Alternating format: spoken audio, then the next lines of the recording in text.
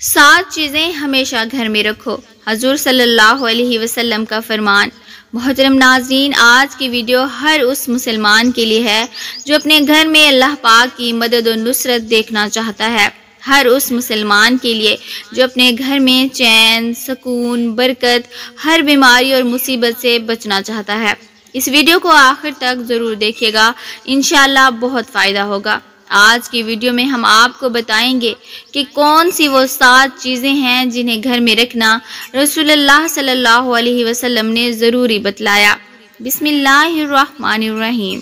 محترم ناظرین، وہ 7 چیزیں جو رسول اللہ صلی اللہ علیہ وسلم نے بتائی ہیں، آپ انہیں گھر میں رکھنا شروع کر دیں تو آپ دیکھیں گے کہ اللہ جل شانہ کس طرح آپ کے گھر کو ہر برائی سے محفوظ رکھتا ہے۔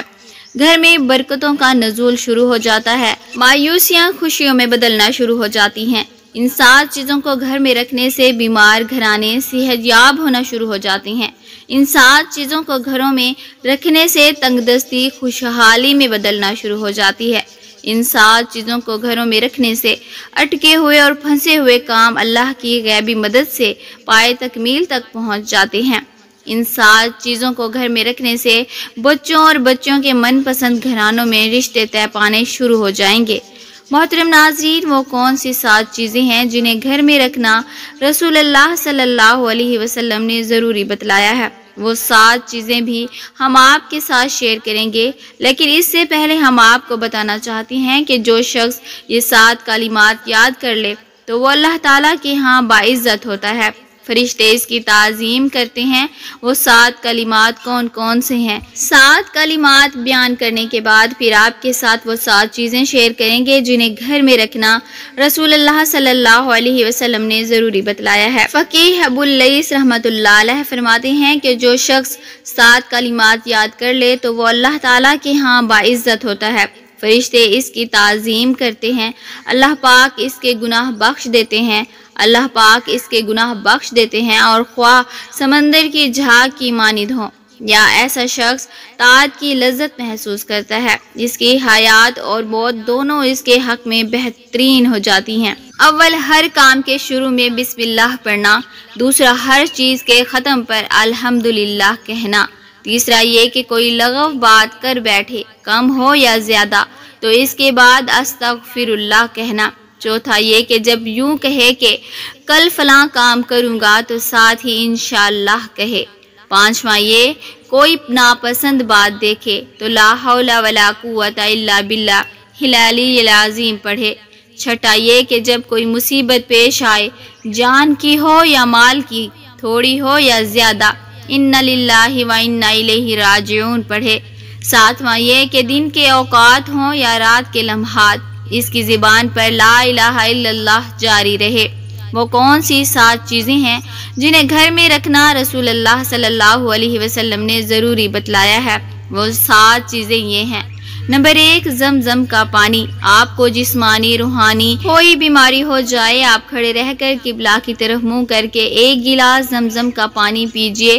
پانی پیتے ہی آپ اللہ کی قدرت اور آب زمزم کی برکت سے اس کا اثر اپنے جسم پر دیکھیں گے۔ نمبر 2، قرآن شریف۔ قرآن شریف ایک ایسی کتاب ہے جس میں قیامت تک آنے والی ہر مصیبت کا علاج اللہ جل شانہ نے بتایا ہے، اور ہر بیماری کا علاج اللہ جل شانہ نے قرآن کریم میں بتایا ہے، اور بتایا گیا ہے کہ جس گھر میں قرآن پڑھا جاتا ہے تو اللہ جل شانہ اس گھر کو ہر برائی سے بچائیں گے۔ نمبر 3، کلونجی۔ کلونجی کے بارے میں طب نبوی میں آتا ہے کہ کلونجی میں لا علاج اور بڑی سے بڑی بیماری کا علاج پایا جاتا ہے سوائے موت کے۔ نمبر 4، کھجور۔ رسول اللہ صلی اللہ علیہ وسلم نے چوتھی چیز کھجور گھر میں رکھنا ضروری بتائی ہے۔ کھجور کے بارے میں روایت آتی ہے جس گھر میں کھجور ہوتی ہے قیامت تک اس گھر میں فاقہ غریبی کبھی نہیں آتی۔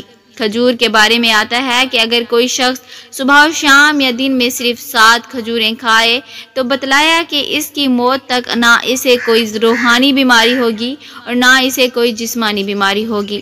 نمبر 5 زیتون کا تیل۔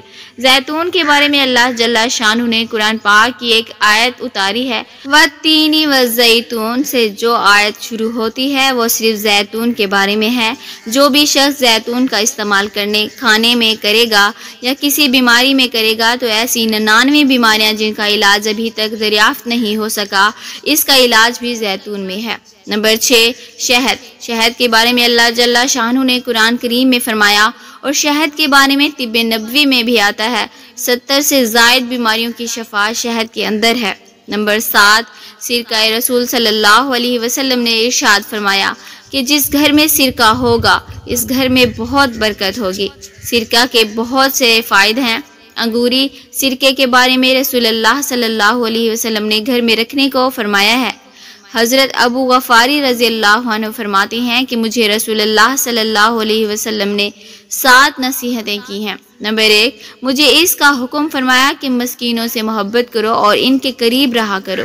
نمبر 2 مجھے یہ حکم فرمایا کہ میں اپنے سے اونچے لوگوں زیادہ مالدار پر نگاہیں نہ رکھوں اور اپنے سے کم درجہ والوں پر نگاہیں رکھوں، ان پر غور کیا کروں۔ نمبر 3 مجھے حکم فرمایا کہ میں صلح رحمی کیا کروں اگرچہ وہ مجھ سے منہ پھیرے۔ نمبر 4 مجھے حکم فرمایا کہ میں کسی شخص سے کوئی چیز نہ مانگوں۔ نمبر 5 مجھے حکم فرمایا ہے کہ میں حق بات کہوں چاہے کسی کو کڑوی ہی لگے۔ نمبر 6 کہ میں اللہ جل شانہ کے رضا کے مقابلے میں کسی ملامت کرنے والے کی ملامت کی پرواہ نہ کروں، یعنی چیز سے حق تعالی شانہ راضی ہوں اس کو اختیار کروں۔ مجھے حکم فرمایا ہے کہ میں لا حول ولا قوت الا باللہ کثرت سے پڑھا کروں، اس لیے کہ یہ کلمات ایسے خزانے سے اترے ہیں جو خاص عرش کے نیچے ہے۔